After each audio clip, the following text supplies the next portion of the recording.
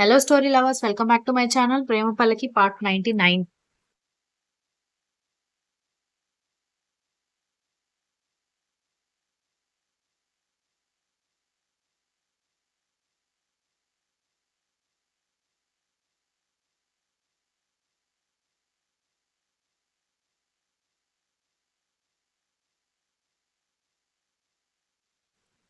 వెళ్ళిపోతున్న వంశీని చూసి ఏడుపు మొహం వేసి, ఇంకా కనపడినప్పుడల్లా నన్ను ఆడుకుంటాడని ఏడుస్తూ ఉంటే, నోరు ముయ్, కొంచెం క్రాక్ ఉన్న మంచోడు కాబట్టి మీ అన్నయ్య దగ్గర నిన్ను బుక్ చేయకుండా తను మాత్రమే ఏడిపిస్తున్నాడు. లేదంటే మీ అన్నయ్య, ఇంట్లో వాళ్ళు నిన్ను ఇంకా ఫుల్‌గా ఏడిపించేవాళ్ళు అని అంతరాత్మ అనగానే, అమ్మో! అది కూడా నిజమే అనుకుంటూ కంపెనీ లోపలికెళ్ళిపోయింది సత్య.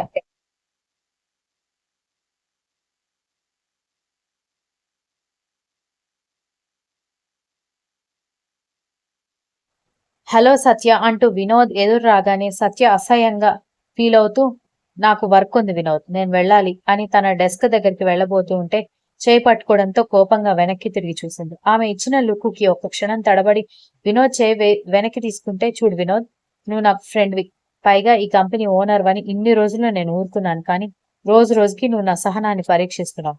అట్లీస్ట్ ఫ్రెండ్ గా కాకపోయినా మనిషిగా అయినా అవతల వాళ్ళ ఫీలింగ్స్ కి ఎందుకు రెస్పెక్ట్ ఇవ్వడానికి ట్రై చేయట్లేదు నువ్వు అని అడిగింది సత్య.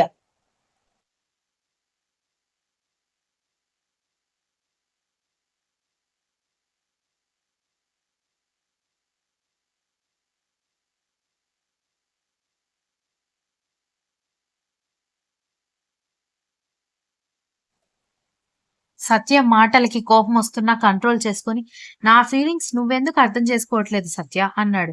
ఏం అర్థం చేసుకోమంటావు వినోద్, చెప్పు. ఏమని అర్థం చేసుకోవాలి నేను? నేనంటే నీకు ఇష్టం అన్నావు, ఓకే, అంతవరకు బాగానే ఉంది. కానీ నా ఒపీనియన్ నీకు చెప్పాను, నాకు నీ మీద ఎలాంటి ఫీలింగ్స్ లేవని. దీనివల్ల మన ఫ్రెండ్షిప్ పాడవకూడదని డైలాగ్స్ చెప్పి మళ్ళీ నువ్వు అదే రిపీట్ చేస్తున్నావు. నన్ను చాలా ఇరిటేట్ చేస్తున్నావు అంది సత్య.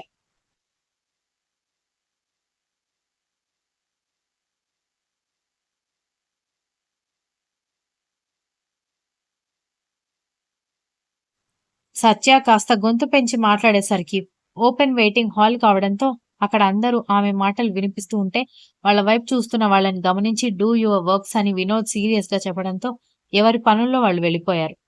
సత్య కాసేపు సైలెంట్ అయినా, చూడు వినోద్, ఇంకా నాకు నచ్చకుండా ఇక్కడ వర్క్ కంటిన్యూ చేయడానికి రీజన్ నాకు ఎక్స్పీరియన్స్ ముఖ్యం.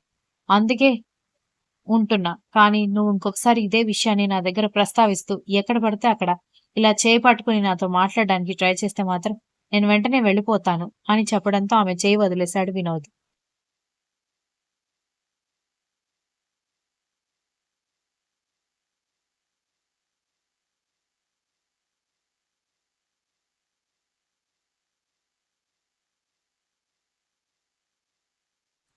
సత్య విసురుగా తన డెస్క్ దగ్గరికి వెళ్ళేసరికి వినోద్ పిడికిళ్లు బిగించి, చాలా పెద్ద తప్పు చేస్తున్నావు సత్య. ఆ వంశీగాడు మాట్లాడుతున్నప్పుడు డిసిప్లైన్ మోడ్ లో ఉండే నీ బాడీ నా దగ్గర మాత్రమే పొగరుగా రంకెలేస్తోంది. వాడి దగ్గర ఉన్నదేంటి? నేనంటే లేనంత భయం లేని తత్వం ఏంటి అనుకుంటూ తన ఛాంబర్కి వెళ్ళిపోయాడు.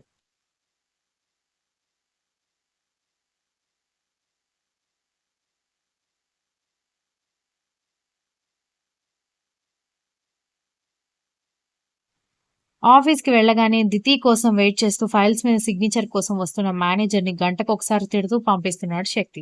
బ్రేక్‌ఫాస్ట్ చేసి తండ్రి పక్కన భుజానికి తల ఆనించి కూర్చుని, డాడీ, ఈరోజు నేను మీతో పాటు ఆఫీస్‌కొస్తాను అనగానే అందరూ ఆమె వైపు చేసే పని ఆపేసి చూడడంతో కంగారు పడి, అంటే డాడీ మార్నింగ్ వెళ్లి నైట్ వస్తున్నారు. వచ్చినా కూడా ఏదో పనితో పెదనాన్న, డాడీ బిజీగా ఉన్నారు కాబట్టి వాళ్ళతో టైమ్ స్పెండ్ చేయడం కోసం నేను ఆఫీస్‌కి వెళ్తాను అంటున్నాను అంది దితి.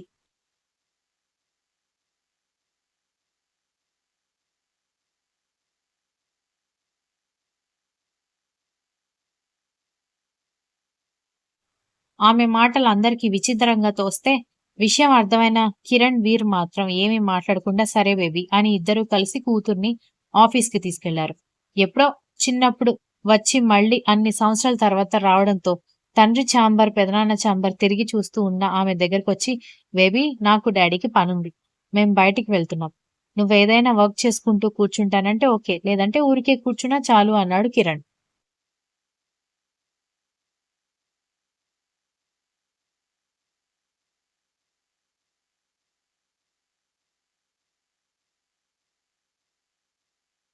ఊరికే కూర్చోలేనులే పెదనాన్న. ఏదైనా వర్క్ ఉంటే ఇచ్చి వెళ్ళండి అని అడిగింది దితి. కూతుర్ని డోర్ దగ్గర నిలబడి గమనిస్తున్న వీర్ ఆ మాట వినగానే కిరణ్ తన వైపు చూడ్డంతో తన క్యాబిన్ కి వెళ్లి కొన్ని ఫైల్స్ తీసుకొచ్చి, ఇవి మొన్న మేము టేకప్ చేసిన ప్రాజెక్ట్ ఫైల్స్ ఇవి.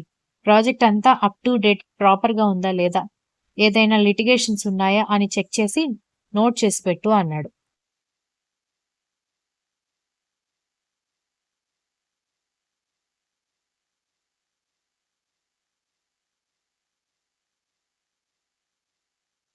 ఓకే డాడీ అని దితి నవ్వుతూ సమాధానం చెప్పడంతో ఇద్దరు కూతురు వైపు చూసి బయటకెళ్లిపోయారు.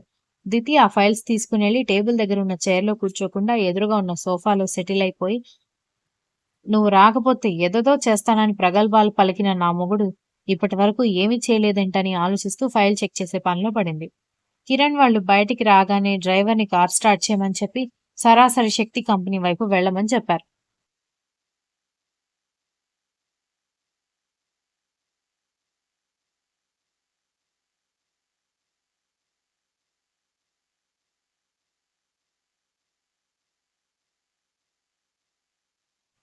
ఎంత అల్లుడైనా కూడా ఎప్పుడూ 2 కంపెనీల మధ్య పచ్చగడ్డి వేస్తే బగ్గుమనే రేంజ్‌లో ఉండే గొడవలు డ్రైవర్‌కి కూడా తెలిసి ఉండడంతో, ఇప్పుడు అల్లుడి కంపెనీకి మామలు తీసుకువెళ్ళమని అడిగేసరికి ఏంటో అయోమయంగా ఉన్నా, తిరిగి ప్రశ్నించే ధైర్యం లేదు కాబట్టి శక్తి కంపెనీ వైపు తీసుకునెళ్ళాడు. కంపెనీ పార్కింగ్‌లో కారు ఆగ్గానే "నువ్విక్కడే వెయిట్ చెయ్యని" డ్రైవర్‌కి చెప్పి ఇద్దరూ లోపలికి వెళ్తే, వాళ్ళు బాస్‌కి మామగారు వాళ్ళని తెలిసి ఎవ్వరూ ఆపడానికి ముందుకు అడుగు వేయలేదు.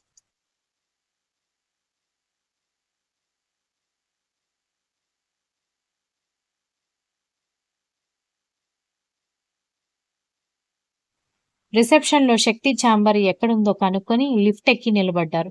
దితి కోసం మానిటర్‌లో పదే పదే చెక్ చేస్తున్న శక్తిని పెళ్ళాం కాకుండా మామూలు కనిపించేసరికి ఏం అర్థం కాకపోతే అతను రియాక్ట్ అయ్యేలోపే ఛాంబర్ డోర్ నాక్ చేస్తున్న సౌండ్ వినిపించడంతో లోపలికి రమ్మన్నాడు.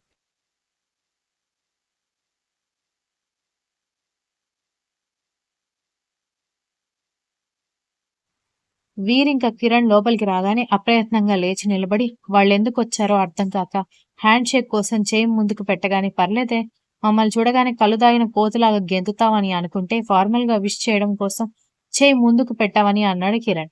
దాంతో శక్తి మొహం మాడిపోతే నువ్వుండన్నయ్యా అని అల్లుడు చెప్పకముందే ఎదురుగా ఉన్న చైర్లో వీరింక కిరణ్ కూర్చుంటే శక్తి కూడా కూర్చుని ఏంటి ఇలా వచ్చారని అడిగాడు.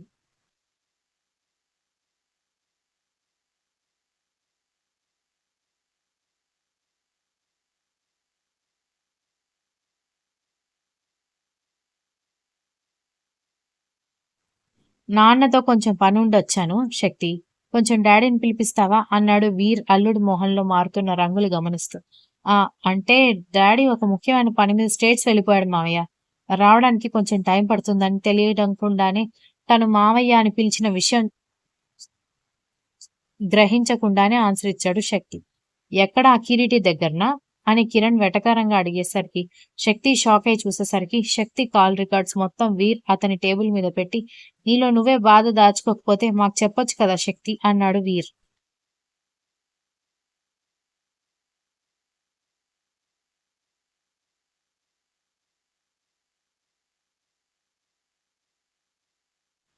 నా ప్రాబ్లం నేను సాల్వ్ చేసుకుంటేనే నాకు మనశ్శాంతిగా ఉంటుందని శక్తి కాస్త గట్టిగా చెప్పడంతో ఏంటి నీ ప్రాబ్లం, ఏంట్రా నీ ప్రాబ్లం అన్నాడు వీర్. సడన్ గా మామగారు గొంతులో తేడా వచ్చేసరికి శక్తి తలెత్తి చూస్తే ఇది నీ ప్రాబ్లం కాదు, 2 ఫ్యామిలీస్ ప్రాబ్లం. మీ నాన్నకి ఏమైనా అయితే నువ్వు ఒక్కడవే కాదు, సొంత చెల్లెలైనందుకు మీ అత్త, అదే మైథిలి బాధపడుతుంది, నా కూతురు బాధపడుతుంది.